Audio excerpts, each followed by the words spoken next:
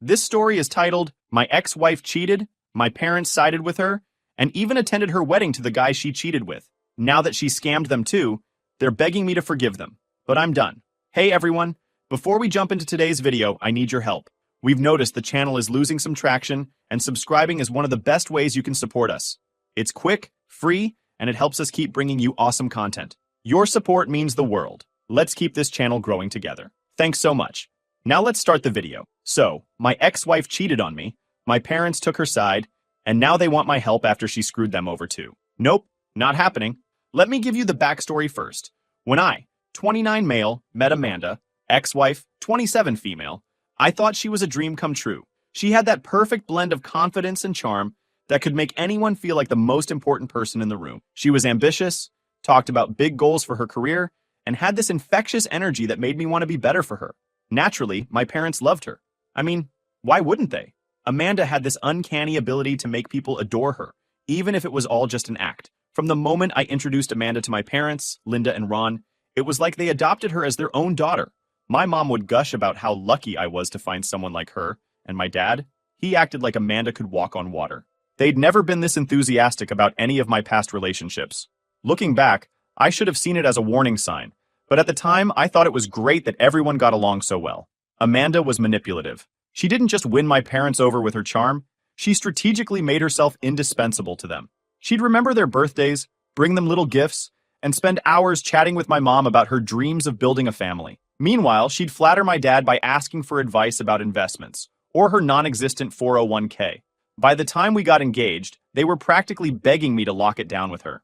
I didn't mind the attention Amanda got from my parents at first. It felt good knowing they approved.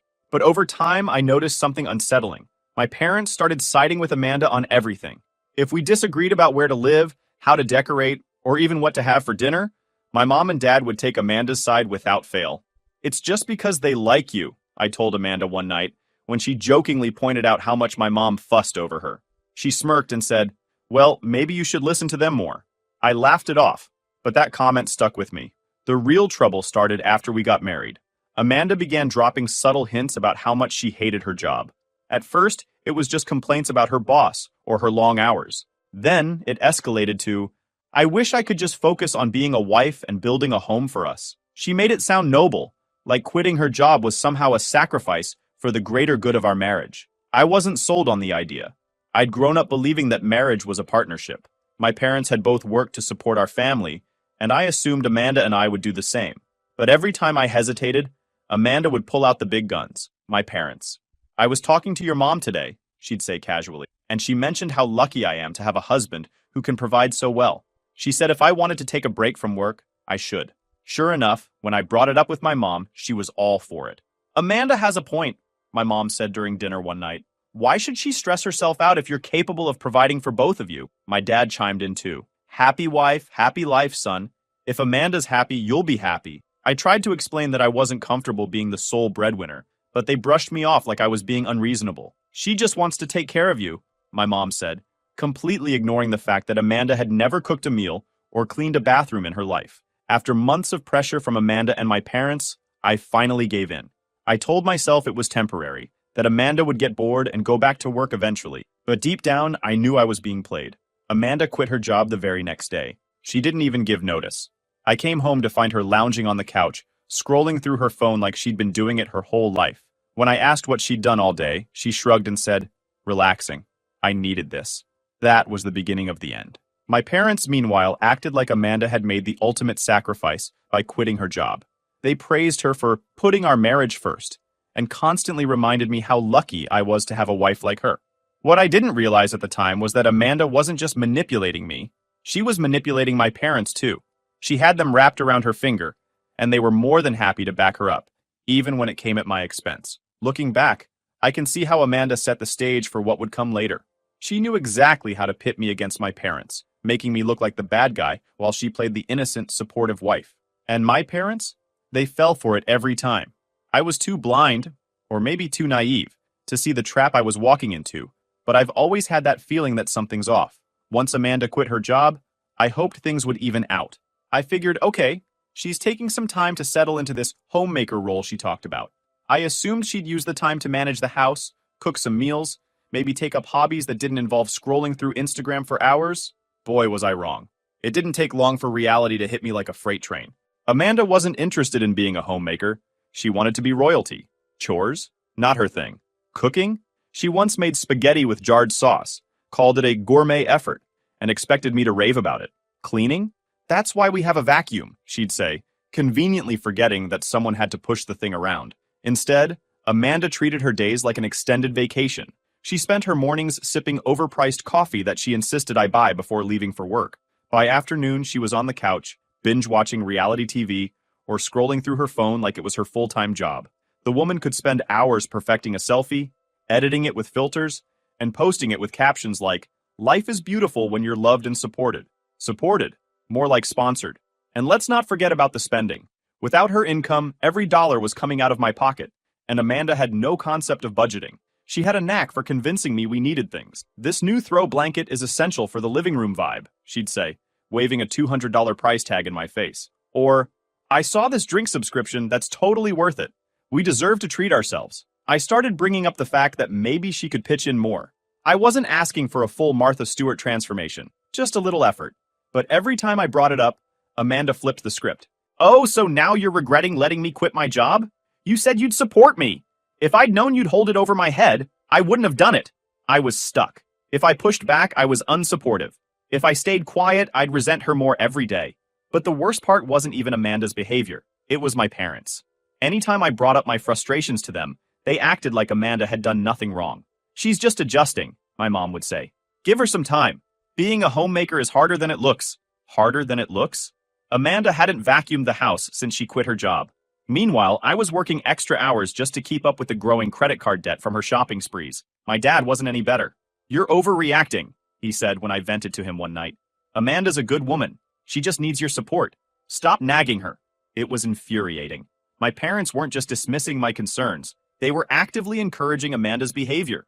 Every time I tried to set boundaries or address the imbalance in our marriage, Amanda would run to my mom, and my mom would turn it into a lecture about how I needed to be more understanding. One night, after a particularly rough day at work, I came home to find the house in complete chaos. Dirty dishes piled in the sink, laundry strewn across the living room, and Amanda sprawled out on the couch with her phone. She didn't even look up when I walked in. "Rough day?" I asked, trying to keep the frustration out of my voice. "Yeah," she said, sighing dramatically. "I've been trying to figure out which filter looks best for this post. It's exhausting." I stared at her, waiting for her to laugh or admit she was joking. She didn't. "Seriously, Amanda," I snapped. "The house is a mess, and you're worried about Instagram filters?" She rolled her eyes. "I'll clean tomorrow. Don't start with me. I've had a long day." That was Amanda's favorite excuse. I've had a long day. Long day doing what exactly? I was grinding at work, busting my ass to provide for us, and she was too exhausted to load a dishwasher? I told myself I'd talk to her about it later, when we were both calmer. But the next day, before I even got a chance, Amanda pulled the ultimate power move. She got my parents involved. Apparently, she'd called my mom that morning, crying about how I didn't appreciate her, and how I was always criticizing her efforts. By the time I walked into work, I had a voicemail from my mom, giving me a lecture about how I needed to be a better husband. "You need to stop being so hard on Amanda," she said. "She's trying her best. You're just making her feel unappreciated." Unappreciated? What exactly was I supposed to appreciate? The mess she left everywhere? The fact that I was funding her lazy lifestyle while working myself into the ground? The worst part was that Amanda and my parents had formed this unholy alliance against me. Anytime we argued, she'd call them for backup, and they'd swoop in to defend her, like she was some delicate flower who needed protection from her big, bad husband. "Marriage is about compromise," my dad said one evening after Amanda had complained to him about me. "If Amanda needs time to figure things out, give it to her." Figure things out? We were supposed to be building a life together, not playing this one-sided game where I worked and Amanda pretended to be busy. The turning point came a few weeks later, when Amanda demanded we hire a house cleaner. "You're obviously too busy to clean," she said, "and I'm overwhelmed. It'll help us both." I laughed, thinking she was joking. "Overwhelmed with what? Instagram captions?" Her face turned serious. "Wow, so now you're just being mean. You know what? Maybe I'll go stay with your mom for a few days. At least she appreciates me." And she did. Amanda packed her bags and spent the weekend at my parents' house, where she was treated like a queen. My mom called me that Saturday to scold me, again, about how lucky I was to have Amanda, and how I needed to step up as a husband. She's an amazing woman, my mom said. You should be grateful she's willing to put up with you. That line stayed with me for days. Grateful? For what? Amanda had managed to turn my parents into her personal cheerleaders, and I was the bad guy no matter what I did. It didn't matter how much I worked or how much I provided. As far as Amanda and my parents were concerned, I was failing as a husband, because I dared to expect anything in return. At that point, I started realizing just how deep Amanda's manipulation went. She didn't just want to coast on my hard work, she wanted me to feel guilty for not letting her get away with it. And my parents? They were more than happy to help her keep me in line. I didn't know it at the time, but this was only the beginning. Things were about to get much, much worse. Things had already hit a boiling point between Amanda and me, but I kept trying to convince myself it was just a rough patch. Every marriage has its ups and downs, right? I thought maybe if I worked harder, communicated better, or just gave her more time, things would improve. But Amanda wasn't interested in improving anything. She was too busy perfecting her act. I started noticing her strange behavior a few months after she quit her job. She was always glued to her phone. At first, I didn't think much of it because, let's be real, everyone spends too much time on their devices these days. But Amanda wasn't just scrolling aimlessly. She'd laugh at messages, quickly lock her screen when I walked by, and sometimes even leave the room to take calls. One night, I got home late from work. The house was its usual disaster zone. Empty takeout containers on the coffee table, laundry piled up, and Amanda sitting on the couch with her phone glued to her hand. When I walked in, she barely acknowledged me, just muttered a half-hearted, "Hey." I dropped my bag and asked, "What's for dinner?" She didn't even look up.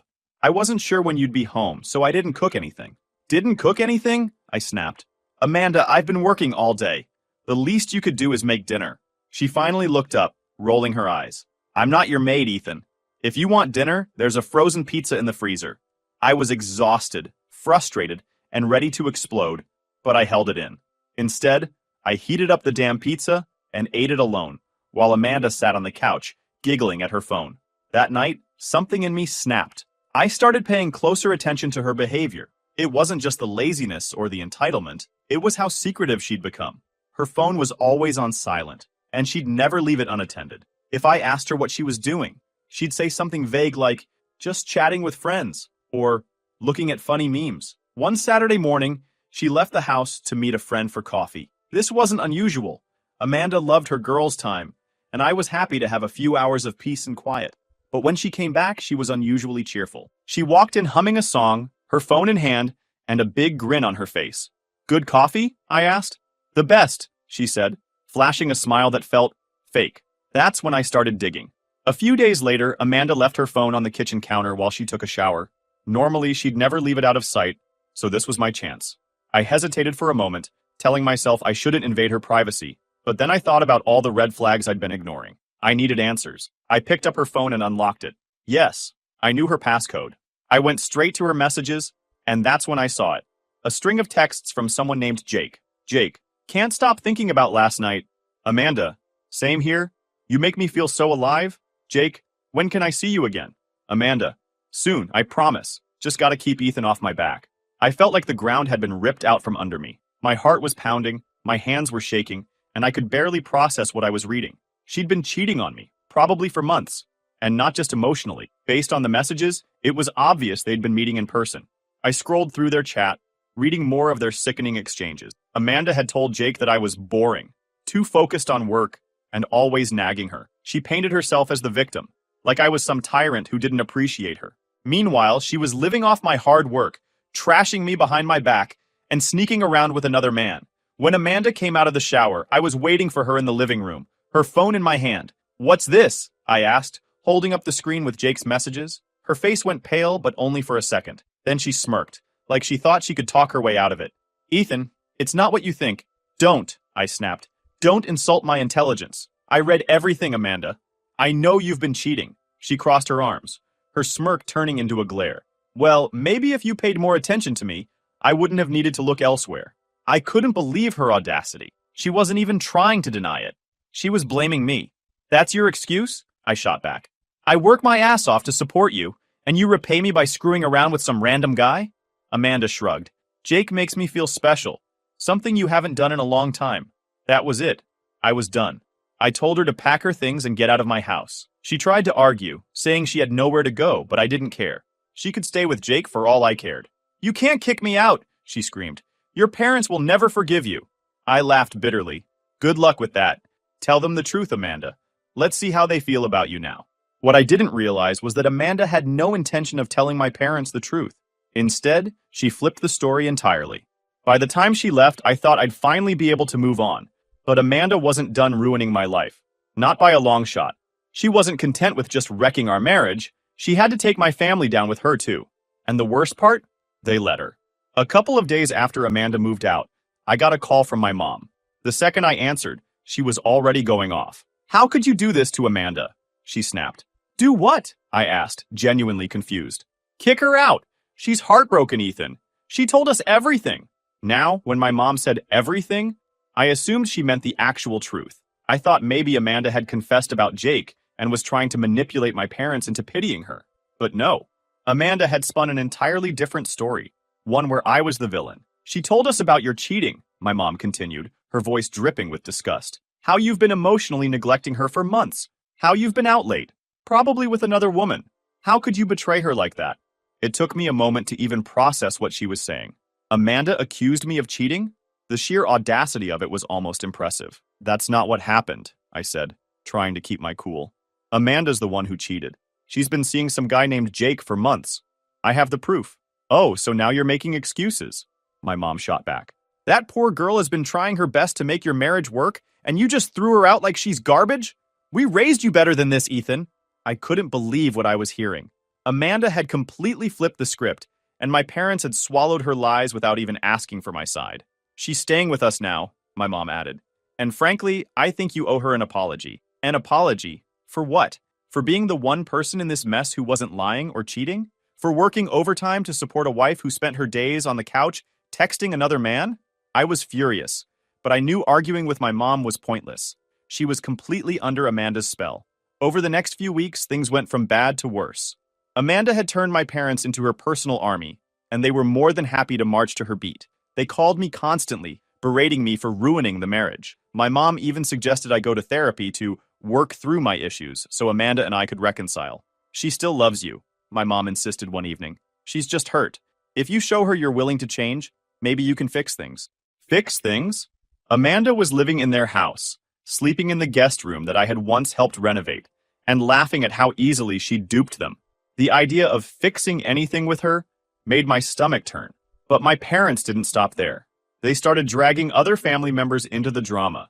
I got texts and calls from cousins, aunts, even my grandmother, all parroting the same nonsense about how I'd betrayed Amanda and how disappointed they were in me. "She's been through so much," one of my cousins said. "Your mom said she's crying herself to sleep every night."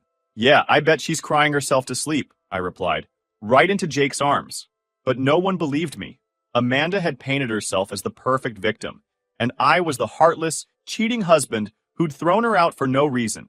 It didn't matter how much evidence I had, or how many times I tried to tell the truth. Amanda was better at playing the part, and my family ate it up. The divorce process, thankfully, was the one thing that didn't drag out like the rest of this nightmare. Amanda and I had signed a prenup before getting married. Because of that, Amanda couldn't come after my assets or demand alimony. The split was clean and quick. She tried to fight it at first, claiming she was entitled to more after everything I'd put her through. But her lawyer shut it down, knowing the prenup was airtight. Within less than a month, we were officially done. No more marriage, no more Amanda. At least legally, I was free of her. The final straw came a month later when I found out Amanda had married Jake. Yep, the same guy she'd been sneaking around with while I was working overtime to fund her lifestyle. They had a small courthouse wedding, nothing fancy, but the real shock? My parents were there. I found out through Facebook, of all places. My mom had posted a picture of Amanda and Jake, all smiles, with a caption that read, "Wishing Amanda all the happiness she deserves. She's like a daughter to us, and we'll always support her no matter what." I stared at the screen, my blood boiling. They were supporting her? After everything she'd done? After she'd lied, cheated, and dragged my name through the mud? I called my mom immediately. "You went to Amanda's wedding?" I asked, my voice shaking with anger. "Of course we did," she replied, as if it were the most obvious thing in the world. "Amanda's still family to us, Ethan. Just because you couldn't make your marriage work doesn't mean we have to cut her out of our lives." I couldn't believe what I was hearing. You're seriously choosing her over your own son? We're not choosing anyone, she said, her tone annoyingly calm. We just think Amanda deserves to be happy, and we won't let your bitterness ruin that for her. Bitterness. That was rich coming from the woman who had taken in my cheating ex-wife and treated her like a saint. That was the moment I decided I was done. Done trying to explain myself. Done trying to win back the family that had so easily turned their backs on me. Done being the scapegoat for Amanda's lies. Cutting ties wasn't easy, but it was necessary. I blocked my parents' numbers, unfollowed them on social media, and stopped showing up to family events. I knew they'd never admit they were wrong. And honestly, I didn't need their approval anymore. Amanda had won them over, but she wasn't my problem anymore. Let them deal with her tantrums and her lies. Let them see the truth for themselves, because sooner or later, they would. People like Amanda can only keep up the act for so long. As for me, I started focusing on rebuilding my life. Therapy helped me process the betrayal, and I poured myself into my work and hobbies. Over time, the anger and resentment faded, replaced by a sense of relief. I was free. Free from Amanda, free from my parents, free from the toxic cycle I'd been stuck in for years. Eventually, I started to move on, and that's when I met Sophia. We met through mutual friends at a small dinner party. I wasn't looking for a relationship at the time. I still had plenty of emotional baggage, but Sophia was impossible to ignore. She was smart, funny, and had this genuine warmth about her that I hadn't experienced in years. Our first date was simple, coffee and a walk through the park, but it was the first time in a long time that I felt like I could let my guard down. Sophia wasn't interested in games or manipulation. She was just real. As our relationship grew, so did my confidence. For the first time, I felt like I was in a partnership, not a performance. Sophia encouraged me to be myself, flaws and all, and didn't hesitate to call me out when I fell into old patterns of trying to please everyone but myself. When Sophia and I got engaged, I knew the wedding planning would be tricky. Not because of her, she was as easygoing as they come, but because of the inevitable drama my parents would stir up. At first, I debated whether or not to invite them. Part of me thought maybe this was the olive branch we needed to repair things. But the more I thought about it, the clearer it became. They didn't deserve to be part of this new chapter of my life. They made their choice, I told Sophia one night as we sat together on the couch. They chose Amanda over me, over the truth, over our family. I'm not giving them the chance to ruin this. Sophia nodded. I just want you to be happy, Ethan. This day is about us, not them. Of course, word about the wedding got out, because nothing stays quiet in families like mine. My mom started calling again, leaving voicemails filled with guilt trips and crocodile tears. Ethan, we're your parents. How could you not invite us to your wedding? Family is family. I didn't respond. Next came my dad, who tried the old tough love approach. You're being ridiculous, he said in one voicemail. Sophia deserves to know the importance of family, and you're depriving her of that by shutting us out. Nice try, Dad. Even extended family got in on the act. My aunt sent me a long Facebook message about how I needed to let bygones be bygones because life is too short to hold grudges. What none of them understood, or cared to understand, was that this wasn't about holding a grudge. It was about protecting my peace. My parents had shown me time and again that they valued Amanda's lies over my truth. Why would I give them a front row seat to one of the happiest days of my life? Sophia and I had our wedding exactly the way we wanted. Small, intimate, and free of drama. The people who mattered were there. Friends who had supported me through the worst, family members who had actually listened to my side, and Sophia's parents, who treated me like I'd been part of their family for years. The absence of my parents wasn't just noticeable, it was liberating. For the first time, I didn't feel the weight of their expectation or the sting of their judgment. I was free to enjoy the moment, to celebrate the love Sophia and I had built without the shadow of my past hanging over us. As we exchanged vows, I felt a sense of closure I hadn't realized I needed. Amanda, my parents, the betrayal, they were all part of a chapter I'd finally closed. After the wedding, I heard through a cousin that my mom was devastated about not being invited, and that my dad had called me selfish for excluding them. But their opinions didn't matter anymore. I had built a life I was proud of, surrounded by people who genuinely cared about me. My parents could keep their version of the story, the one where Amanda was the victim and I was the villain. I had no interest in rewriting it for them, let them stay in their bubble of lies. I was too busy living the truth.